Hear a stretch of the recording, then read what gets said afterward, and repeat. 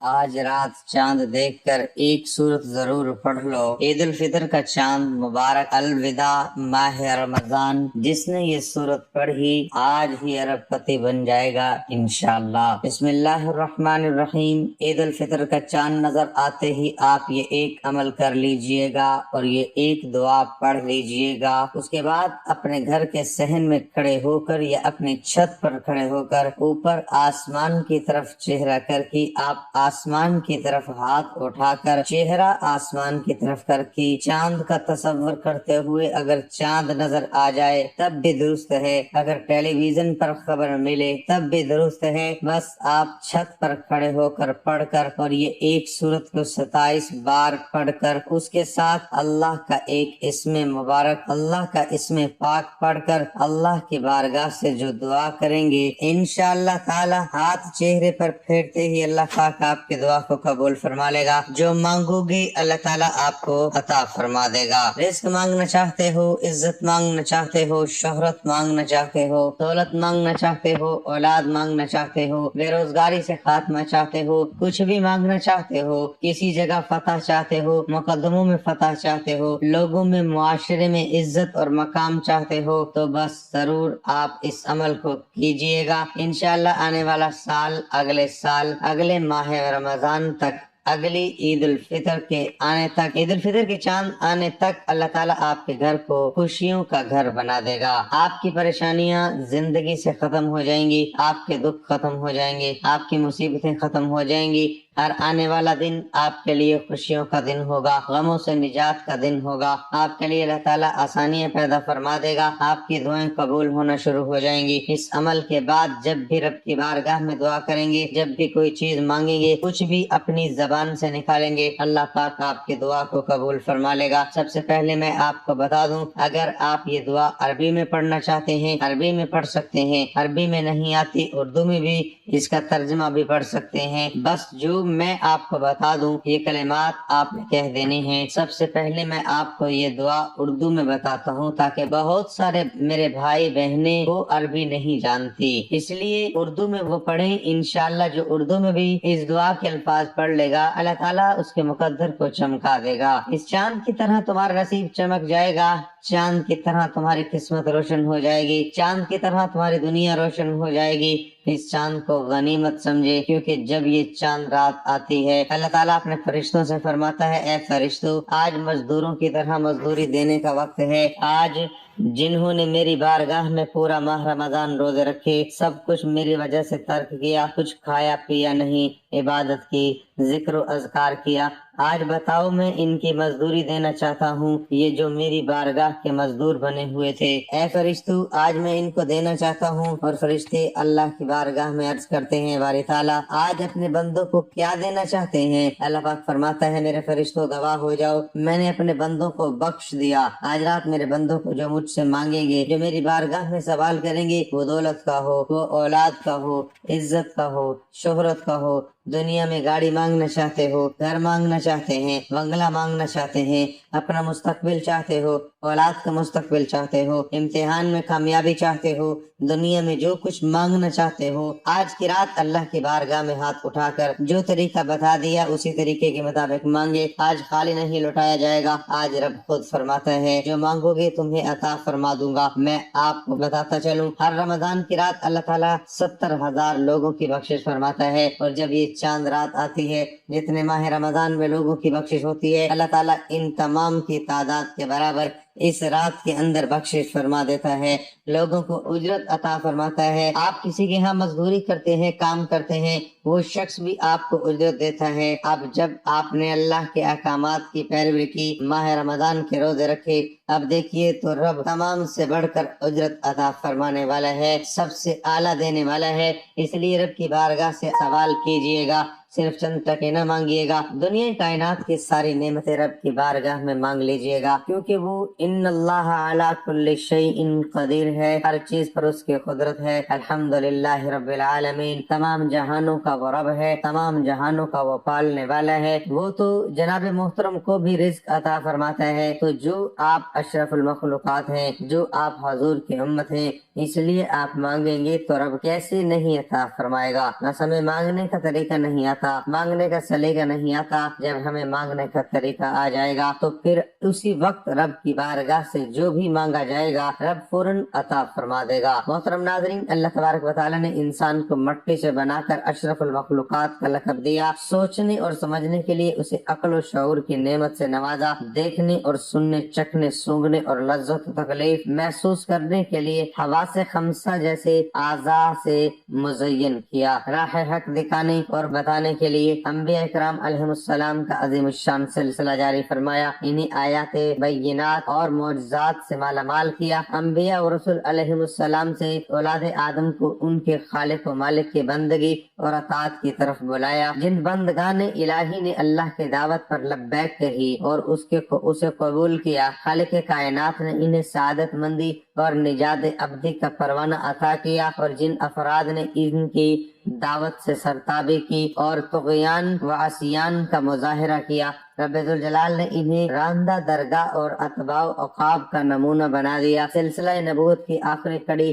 خاتم الانبیاء حضرت محمد مصطفیٰ احمد مجتبیٰ کو اللہ تبارک و تعالی نے مبعوث فرمایا، قرآن کریم جیسی لاریب اور عظیم کتاب کو آپ پر نازل فرمایا، آپ کی شریعت کو آخری شریعت بنایا۔ آپ نے اپنی امت کو سب سے پہلے اللہ تعالیٰ کی توحید اور اپنے رسالت کی دعوت دی۔ جن لوگوں نے کلمہ توحید اور آپ کی رسالت کو قبول کیا انہیں نماز کی دعوت دی گئی۔ اس کے بعد زکوٰۃ، حج اور رمضان کے روزے کی فرضیت نازل ہوئی، اور ان پانچوں چیزوں کو اسلام کی بنیاد اور اساس قرار دیا گیا۔ جیسے کہ حضور اکرم صلی اللہ علیہ وآلہ وسلم کا ارشاد ہے، ترجمہ: اسلام کی بنیاد 5 چیزوں پر ہے، اس بات کی گواہی دینا کہ اللہ کے سوا کوئی معبود نہیں اور محمد اللہ کے بندے اور اس کے رسول ہیں، اور نماز قائم کرنا اور زکوٰۃ دینا اور حج کرنا اور رمضان کے روزے رکھنا۔ مختصر یہ اللہ تبارک و تعالیٰ نے حضور اکرم کی برکت سے اس امت کو رمضان جیسا ماہ عظیم، مبارک ماہ صبر اور ماہ مواست عطا فرمایا۔ اس میں تھوڑی سی بدنی مشقت یعنی سحری سے لے کر غروب آفتاب تک عبادت کی نیت سے کھانے پینے اور جنسی خواہشات سے اپنے آپ کو روک لینے پر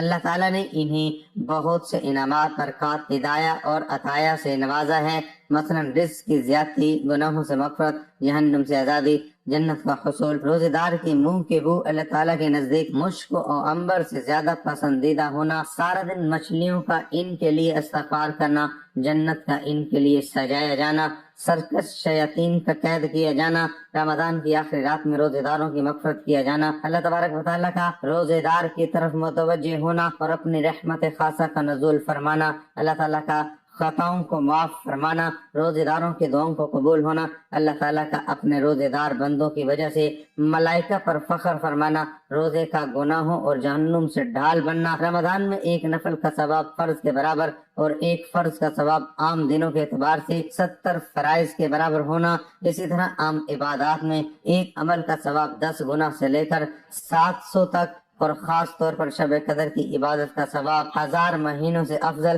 اور زائد ملنا۔ لیکن روزے کے لیے اللہ تعالیٰ کا یہ فرمانا کہ روزہ میرے لیے ہے اور میں ہی اس کی جزا دوں گا، اور دوسری روایت میں ہے کہ میں خود روزے دار کی جزا ہوں، یعنی میں روزے دار کا بن جاتا ہوں، اب وہ جو چاہے گا میں اسی کو عطا کروں گا۔ ایک حدیث میں ہے، ترجمہ: حضرت ابو سعید خدری رضی اللہ عنہ سے روایت ہے، رسول اللہ صلی اللہ علیہ وآلہ وسلم نے فرمایا، جب رمضان کی پہلی رات ہوتی ہے تو آسمان کے تمام دروازے کھول دیے جاتے ہیں، پھر ان میں سے کوئی دروازہ آخری رمضان تک بند نہیں کیا جاتا، اور جو مومن بندہ اس رمضان کی رات میں نماز پڑھتا ہے تو اللہ تعالیٰ اس کے ہر سجدے کے بدلے میں 1500 نیکیاں عطا فرماتے ہیں، اور اس کے لیے جنت میں سرخ یاقوت کا ایک گھر بناتے ہیں جس کے ساتھ 1000 دروازے ہوتے ہیں، ان میں سے ہر دروازے کے اندر ایک سونے کا محل ہے جو سرخ یاقوت سے مزین کیا گیا ہے۔ پھر مومن بندہ جب رمضان کے پہلے دن روزہ رکھتا ہے تو اس کے گزشتہ گناہ معاف کر دیے جاتے ہیں، اور ہر دن فجر کی نماز سے سورج غروب ہونے تک 70,000 فرشتے اس کے لیے مغفرت کی دعا کرتے ہیں، اور رمضان میں خواہ دن ہو یا رات وہ جو بھی سجدہ کرتا ہے اس کے بدلے میں اس کے لیے جنت میں ایک ایسا درخت لگایا جاتا ہے جس کے سائے کے نیچے ایک گھوڑ سوار 500 سال تک دوڑ سکتا ہے۔ اسی طرح روزے دار کو دو خوشیوں کا ملنا، ایک افطار کے وقت کی خوشی کہ اللہ تعالیٰ نے روزے جیسی عظیم عبادت کی توفیق عطا فرمائی، اور ایک خوشی اللہ تعالیٰ سے ملاقات کے وقت ہوگی انشاءاللہ۔ اسی طرح روزے داروں کے لیے جنت کے باب ریان کا مخصوص ہونا، جنت میں شراب طہور کا ملنا جس کے پینے کے بعد کبھی پیاس نہیں لگے گی، روزہ رکھنے سے صحت کا ملنا، روزے کا روزے دار کے لیے قیامت کے دن سفارش کرنا، خیر کے کام کرنے والوں کو اللہ تعالیٰ کی منادی کی طرف سے مزید اعمال خیر کی ترغیب دینا، رمضان کی پہلی رات اللہ تبارک و تعالیٰ کا اپنے بندوں پر نظر رحمت کرنا، اور جس پر اللہ تعالیٰ کی نظر رحمت ہو گئی اس کو کبھی عذاب کا نہ ملنا، ہر دن 10 لاکھ لوگوں کا جہنم سے آزاد ہونا، اور ایک روایت میں 60,000 کا آزاد ہونا، اور رمضان کی آخری رات میں پورے مہینے کے برابر آزاد شدہ لوگوں کی تعداد کے برابر لوگوں کا جہنم سے آزاد کیا جانا، رب العالمین کے فرشتوں سے ان کے اجر کے بارے میں دریافت کرنا، اور فرشتوں کو ان روزے داروں کی بخشش پر گواہ بنانا، آسمان کے دروازوں کا کھلنا، رمضان کی ہر رات میں اللہ تعالیٰ کی منادی کا اللہ تعالیٰ کی جانب سے یہ ندا دینا کہ ہے کوئی سوال کرنے والا کہ میں اس کا سوال پورا کروں، ہے کوئی اپنے گناہوں سے توبہ کرنے والا میں اس کی توبہ قبول کروں، ہے کوئی بخشش مانگنے والا میں اس کو بخش دوں، ہے کوئی دعا کرنے والا کہ میں اس کی دعا قبول کروں۔ شب قدر میں فرشتوں کا عبادت میں مصروف لوگوں سے مصافحہ کرنا، ان کی دعاؤں پر فرشتوں کا آمین کہنا، ہر رات دن میں روزے دار کی ایک دعا کا قبول ہونا، یہ تمام وہ انعامات ہیں جو اللہ تبارک و تعالیٰ روزے رکھنے والوں کو روزے کی بنا پر عطا فرماتے ہیں۔ روزہ رکھنے کی بنا پر اتنے انعامات ملنے کے باوجود اللہ تبارک و تعالیٰ نے اہل ایمان کو روزے کی فرضیت کے بارے میں بڑے محبانہ، شفیقانہ اور حکیمانہ انداز میں فرمایا، اے ایمان والو، فرض کیا گیا تم پر روزہ جیسے فرض کیا گیا تھا تم سے اگلوں پر تاکہ تم پرہیزگار ہو جاؤ، یعنی یہ روزہ صرف تم پر فرض نہیں ہوا بلکہ تم سے پہلے لوگوں پر بھی فرض کیا گیا، اور یہ روزہ اس لیے فرض کیا گیا تاکہ تم متقی بن جاؤ، اور یہ چند دنوں کی بات ہے، لیکن اس میں بھی مریض اور مسافر کو اجازت ہے کہ وہ بعد میں اس کی قضا کر سکتے ہیں، اور جو لوگ روزے کی طاقت نہیں رکھتے بڑھاپے وغیرہ کے بنا پر وہ فدیہ دے دیا کریں۔ یہ کتنا شفقت، محبت اور پیار بھرا انداز اور خطاب ہے جو اللہ تبارک و تعالیٰ اپنے بندوں کے لیے اختیار فرما رہے ہیں۔ روزے کے روحانی و جسمانی فوائد اور اس کی حکمت بیان کرتے ہوئے حضرت مولانا سید زوار حسین شاہ صاحب نور اللہ مرقدہ رقم تراز ہے، روزہ رکھنے میں بہت سی حکمتیں اور فوائد ہیں جن سے روزے کی اہمیت پر روشنی پڑتی ہے۔ ایک حکمت یہ ہے کہ روزہ رکھنے سے انسان کو اپنی عاجزی اور مسکینی اور خدا تعالیٰ کی عظیم عظمت و جلال اور اس کی قدرت کاملہ پر نظر پڑتی ہے، اور اس سے بندگی اور فرما برداری کی صفت پیدا ہوتی ہے۔ روزے کی برکت سے جسم بصیرت کھلتی ہے اور دین کی سمجھ میں ترقی ہوتی ہے۔ روزے کی حالت میں فرشتوں کی صفات ملکیہ سے متصف ہوتا ہے، اور اس کی برکت سے انسان کو ملائکہ الہی کے ساتھ قرب حاصل ہوتا ہے۔ روزے کے ذریعے سے اللہ تعالیٰ کا شکر گزاری کا موقع ملتا ہے، درندگی اور چوپائیوں والی صفت سے دوری حاصل ہوتی ہے، اور انسانی ہمدردی کا جذبہ دل میں پیدا ہوتا ہے، کیونکہ جب تک کسی شخص نے بھوک اور پیاس کی تکلیف کو محسوس نہ کیا وہ بھوکوں اور پیاسوں کی حال سے کس طرح واقف ہو سکتا ہے۔ جو شخص بھوک اور پیاس کی مشقت سے واقف نہ ہو وہ رازق مطلق کی نعمتوں کا شکر حقیقی طور پر ادا نہیں کر سکتا، اگرچہ زبان سے شکر کے الفاظ ادا کرتا رہے، جب تک کسی کے معدے میں بھوک اور پیاس کا اثر اس رگ و ریشہ میں ضعف و ناتوانی کا احساس نہ ہو، اس کو اللہ تعالیٰ کی ان نعمتوں کی قدر نہیں ہوتی جو اس کی بھوک اور پیاس کو دور کرتی اور کمزور کو زائل کرتی، اس لیے وہ ان خداوند نعمتوں کا کما حق کا شکر بھی ادا نہیں کر سکتا۔ روزہ انسان کے لیے ایک روحانی غذا ہے جو دوسرے جہاں یعنی آخرت میں انسان کو ایک غذا کا کام دے گا۔ جن لوگوں نے اس دنیا میں روزے نہیں رکھے وہ اس جہاں میں بھوکے پیاسے ہوں گے، اور ان پر آخرت میں روحانی افلاس ظاہر ہوگا کیونکہ انہوں نے اپنا زاد راہ نہیں لیا۔ روزے کی اہمیت یہ بھی ہے کہ یہ بلغمی امراض اور رطوبات عضلیہ کو جسم سے زائل کر دیتا ہے۔ روزے میں صبر اور برداشت کرنے کی عادت ہو جاتی ہے۔ ریگستان یا بیابانی سفر میں اگر اتفاق سے غذا یا پانی میسر نہ آئے تو روزے کا عادی شخص اس فاقے کو برداشت کر سکتا ہے، بخلاف زیادہ کھانے والے شخص کی جو فاقے کو زیادہ دیر تک برداشت نہ کر کے تھوڑے عرصے میں موت کے منہ پہنچ جاتا ہے۔ ان سب مصلحتوں اور حکمتوں کے باوجود روزے کی ایک بہت بڑی اہمیت اور ایک خاص حکمت یہ ہے کہ روزہ اللہ تعالیٰ کی محبت کا ایک بہت بڑا نشان ہے۔ جس طرح کوئی شخص کسی کی محبت میں سرشار ہو کر کھانا پینا چھوڑ دیتا ہے اور میاں بیوی کے تعلقات بھی اس کو بھول جاتے ہیں، اسی طرح روزے دار بھی اللہ تعالیٰ کی محبت سے سرشار ہو کر اس حالت کا اظہار کرتا ہے۔ یہی وجہ ہے کہ اللہ تعالیٰ کے سوا کسی اور کے لیے روزہ رکھنا جائز نہیں ہے۔ مسلمانوں کو چاہیے کہ ان ایام کی قدر کرے، اخلاص اور محض اللہ تعالیٰ کی رضا کے حصول کے لیے روزہ رکھیں۔ روزے کو جھوٹی باتوں اور تمام گناہوں اور ریاکاری سے محفوظ رکھیں، ورنہ روزے کے ثواب سے محرومی کا سامنا کرنا پڑے گا۔ جیسا کہ آپ کا ارشاد ہے کہ کتنے روزے رکھنے والے ایسے ہیں کہ جنہیں سوائے بھوکا پیاسا رہنے کے کچھ حاصل نہ ہوگا، اور کتنے قیام کرنے والے ایسے ہیں کہ سوائے مشقت کے انہیں کچھ حاصل نہ ہوگا۔ اسی طرح آپ کا ارشاد ہے، یعنی جس نے رمضان کا روزہ رکھا، اس کی حدود کو پہچانا اور روزے کا ہر اعتبار سے تحفظ کیا، اللہ تبارک و تعالیٰ ایسے روزوں کو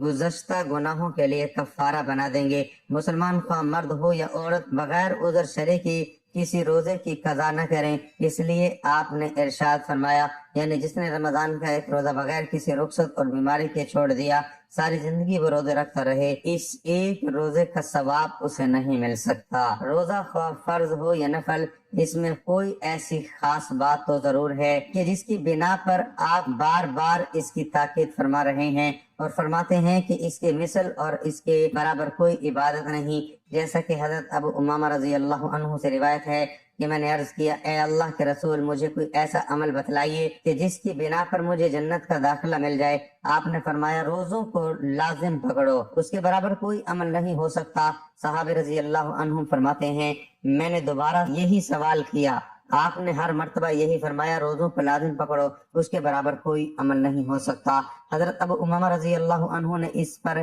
ایسا عمل کر کے دکھایا کہ رمضان کے فرض روزوں کی بجا آوری تو کرتے ہی تھے، لیکن نفلی روزوں کا بھی ساری زندگی ایسا اہتمام کیا۔ کہا جاتا ہے کہ ان کے گھر سے دن کو کبھی بھی دھواں اٹھتا ہوا نظر نہیں آیا، سوائے ان دنوں کی جبکہ کوئی مہمان ان کے گھر میں آ جاتا۔ اس لیے فرمایا گیا کہ رمضان المبارک کی برکتوں اور رحمتوں سے جو محروم رہا، وہ تمام خوبیوں سے اور بھلائیوں سے محروم رہا۔ رمضان المبارک کو قرآن کریم کے ساتھ ایک خاص تعلق ہے۔ ہر مسلمان کو چاہیے کہ رمضان المبارک میں زیادہ سے زیادہ قرآن کریم کی تلاوت کرے، دعاؤں کا اہتمام کیا جائے، صدقہ و خیرات کی کثرت کی جائے، اپنے ملازم اور نوکروں سے کام میں تخفیف کی جائے، لا الہ الا اللہ کا ورد رکھا جائے، استغفار کا معمول بنایا جائے، جنت کی طلب ہو اور جہنم سے آزادی کی دعائیں کی جائیں۔ حضرت ابو ہریرہ رضی اللہ عنہ سے روایت ہے کہ جناب رسول اللہ صلی اللہ علیہ وآلہ وسلم نے ارشاد فرمایا، رات اور دن میں فرشتوں کی ذمہ داریاں بدلتی رہتی ہیں، اور فجر اور عصر کی نمازوں میں ان ڈیوٹی پر آنے والوں اور جانے والوں فرشتوں کے اجتماع ہوتا ہے۔ پھر تمہارے رات والے فرشتے جب اوپر چڑھتے ہیں تو اللہ ان سے پوچھتا ہے کہ وہ ان سے بہت زیادہ اپنے بندوں کے متعلق جانتا ہے کہ میرے بندوں، تم نے کس حال میں چھوڑا؟ وہ کہتے ہیں کہ ہم نے جب انہیں چھوڑا تو وہ فجر کی نماز پڑھ رہے تھے، اور جب ان کے پاس گئے تب وہ عصر کی نماز پڑھ رہے تھے۔ فرشتوں سے وہ فرشتے مراد ہیں جو انسان کے اعمال لکھتے ہیں۔ امام نوری رحمۃ اللہ علیہ فرماتے ہیں، رات اور دن ذمہ داری ادا کرنے والے فرشتوں کی ڈیوٹی تبدیلی کے اوقات کو عبادت کے اوقات میں مقرر کرنا بندوں پر اللہ تعالیٰ کے خاص لطف و کرم کا مظہر اور اعزاز ہے، کیونکہ یہ فرشتے اللہ تعالیٰ کے ہاں انسانوں کے لیے صبح و شام خیر اور فرما برداری جس کا وہ مشاہدہ کرتے ہیں پر ہونے کی گواہی دیتے ہیں۔ علامہ بدر الدین عینی رحمۃ اللہ علیہ اس حدیث کے فوائد میں فرماتے ہیں، اس حدیث سے معلوم ہوتا ہے کہ نماز اعلیٰ عبادت ہے اور فجر اور عصر کی نماز ان کے اوقات کی شان و عظمت دیگر نمازوں اور ان کی اوقات کی بنسبت زیادہ ہے، اور چونکہ عصر کی نماز کا وقت دنیاوی مشغولیت کا وقت ہے، اس لیے اس حدیث میں اس کی پابندی کی خیال رکھنے کی ترغیب دی گئی ہے۔ اللہ تبارک و تعالی ہمیں رمضان المبارک جیسے سعید لمحات اور اوقات عبادت میں گزارنے اور اس کے تمام انعامات اور برکات اور فضائل حاصل کرنے کی توفیق عطا فرمائے۔ ناظرین، میں آپ کو وظیفہ بتا رہا تھا کہ چلیے اب آپ اس دعا کو ذرا سنیے گا جو اردو کے اندر آپ نے کہنی ہے۔ اے میرے اللہ، چاند کا طلوع ہونا میرے لیے امن و ایمان، سلامتی اور ایمان کا ذریعہ بنا دے۔ ایک مرتبہ پھر سن لیجئے گا۔ اے میرے اللہ، اس چاند کا طلوع ہونا میرے لیے امن و ایمان، سلامتی اور اسلام کا ذریعہ بنا دے۔ اے چاند، میرا اور تیرا رب اللہ ہی ہے، میرا اور تیرا رب اللہ ہی ہے۔ بس اتنے الفاظ آپ نے کہنے ہیں۔ اس کے بعد آپ نے آخر 11 مرتبہ درود پاک پڑھنا ہے جو درود ابراہیمی ہے، جو ہم نماز کے اندر پڑھتے ہیں۔ ایک مرتبہ پڑھیے گا، اللہم صلی علی محمد وعلی آل محمد کما صلیت علی ابراہیم وعلی آل ابراہیم انک حمید مجید، اللہم بارک علی محمد وعلی آل محمد کما بارکت علی ابراہیم وعلی آل ابراہیم انک حمید مجید۔ اور اسی طرح چاند رات کی دعاؤں کے اندر آپ شامل ہونا چاہتے ہیں تو پھر آپ 11 مرتبہ درود پاک پڑھ کر کمنٹ میں اپنا نام لکھیے گا، کیونکہ دعا تقدیر بدل دیتی ہے، نصیب بدل دیتی ہے، بند مقدر کو کھول دیتی ہے۔ دعا ہی ایسی چیز ہے جس کو عبادت کا مغز کہا گیا ہے۔ اس لیے ناظرین، یہ چاند بھلائی کا چاند ہے، یہ چاند ہدایت کا چاند ہے، یہ چاند بڑا اعلیٰ چاند ہے۔ اس لیے ناظرین، آپ اس چاند کے فائدے ضرور اٹھائیے گا۔ اس چاند کو دیکھ کر جو بھی دعا کریں گے اللہ پاک آپ کی دعا کو ضرور قبول فرما لیں گے۔ جو پورا مہینہ نہیں ملا، جو پورا سال نہیں ملا، جو پوری زندگی نہیں ملا، انشاءاللہ آج ہی رب کائنات آپ کی تقدیر کو چمکا دے گا۔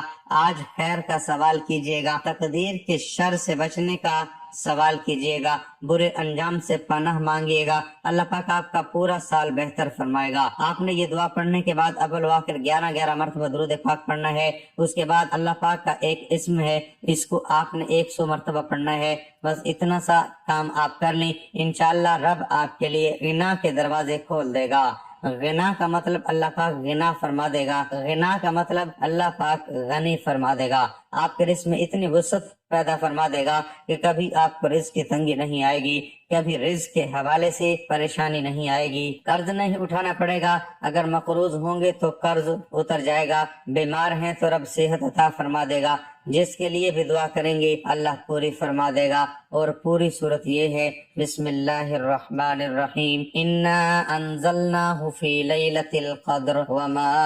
ادراک ما لیلۃ القدر، لیلۃ القدر خیر من الف شہر، تنزل الملائکۃ والروح فیہا باذن ربہم من کل امر سلام یہ حتی مطلع الفجر۔ بے شک ہم نے قرآن کو شب قدر میں اتارا ہے، اور آپ کو کچھ معلوم ہے کہ شب قدر کیا ہے؟ شب قدر 1000 مہینوں سے بہتر ہے۔ اس رات میں فرشتے اور روح المقدس حضرت جبرائیل علیہ السلام اپنے پروردگار کے حکم سے ہر خیر لے کر اترتے ہیں دنیا کی طرف۔ وہ شب سراپا سلام ہے، وہ شب طلوع فجر تک رہتی ہے۔ یہ صورت آپ نے 3 مرتبہ پڑھنی ہے، اور یہ اسم پاک آپ نے پڑھنا ہے، یا کریم یا کریم یا کریم یا کریم یا کریم یا کریم یا کریم۔ اس کو آپ 100 مرتبہ آسمان کی طرف ہاتھ اٹھا کر ہاتھوں کی انگلیوں پہ پڑھ لیں، تسبیح پر پڑھ لیں،